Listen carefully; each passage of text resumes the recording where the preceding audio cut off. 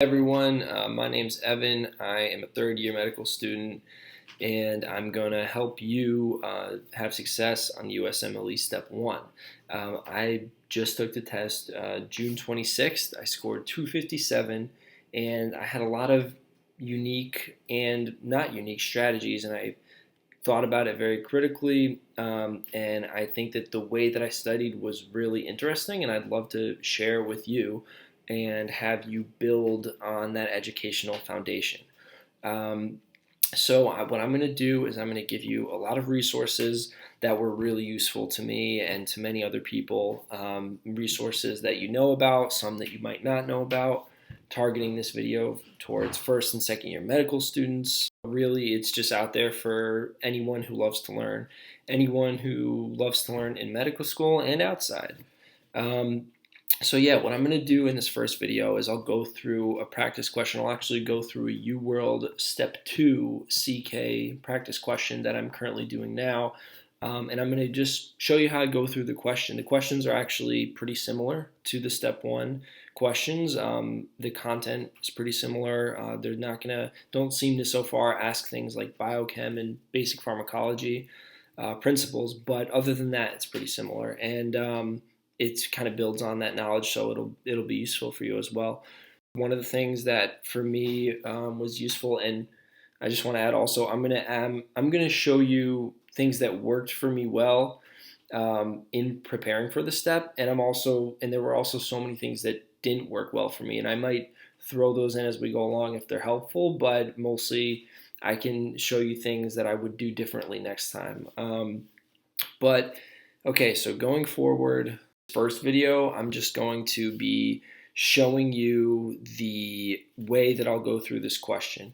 And I think that was really helpful because for me there were a lot of resources, recommendations out there, but I didn't really know exactly how to use them. And so coming from someone who's had success in this area and showing you how I do it now after all of the trial and error I've gone through, I think should be really helpful. And I'll look forward to getting feedback to modify and adjust it to be even more helpful.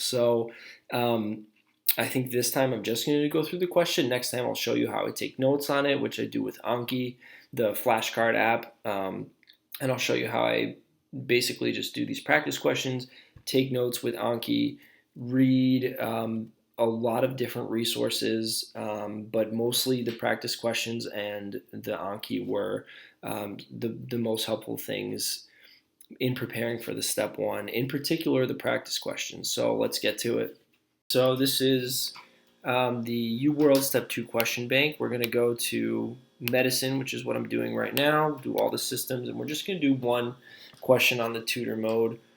That's what I'm doing at this time in my studies, and I definitely have found that to be helpful doing one at a time so you can look at the explanations appropriately for the Step 1. I did that as well.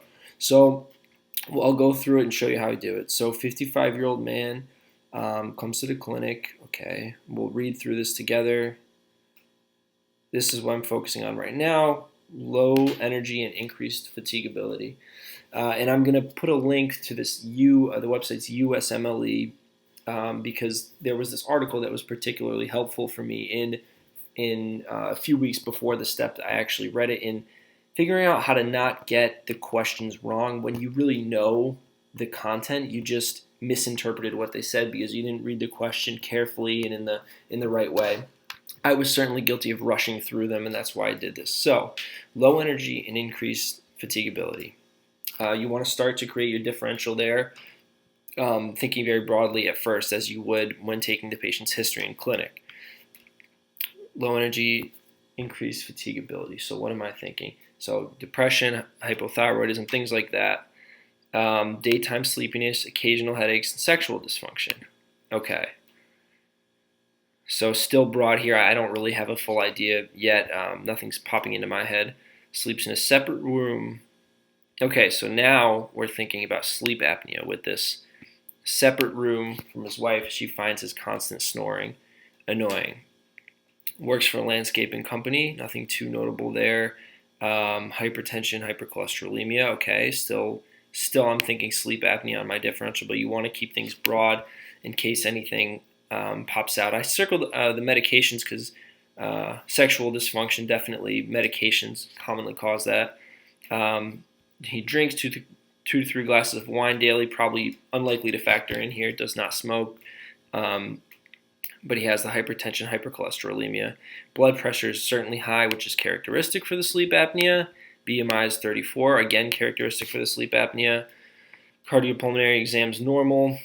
Abdomen soft and tender. Liver span, is that enlarged? I think that's just under. Hepatomegaly I think is greater than 12 centimeters in general. So the hematocrit is increased. So that's again pointing to sleep apnea, as there's this erythropoiesis increase, EPO's released, hematocrit's high again. So that's definitely what's going on. And now the answer choices is usually where it gets tricky here. So I should go straight through. So this is what I'm initially focusing on. Maybe I shouldn't do it like this, but I'm going for, this kind of jumped out at me. Volume contraction, no. It's not going to have volume contraction. I don't believe so. Testosterone deficiency, no, I don't think that's what's going on here. Carboxyhemoglobinemia, that would be like carbon monoxide poisoning, so it's not that. Clonal proliferation of myeloid cells, no, there hasn't been evidence for that as well.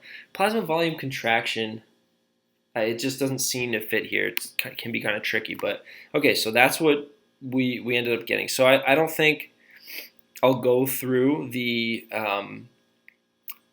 answers or the explanation right now too much. I'll just stop the video here and I'll go through the explanation more when I'm going to get the question, when I get the question wrong and I want to make an Anki flashcard for it, or if it's something I really didn't know and just happened to get it right and I want to make a flashcard for it. So for now, that's it for the video for now. What I'll do is I'll put links in the description of some of the links that helped me analyze questions this way, that USMLE article, and anything else maybe if I think of it as well. So I'll make another video again really soon. I hope you found this useful.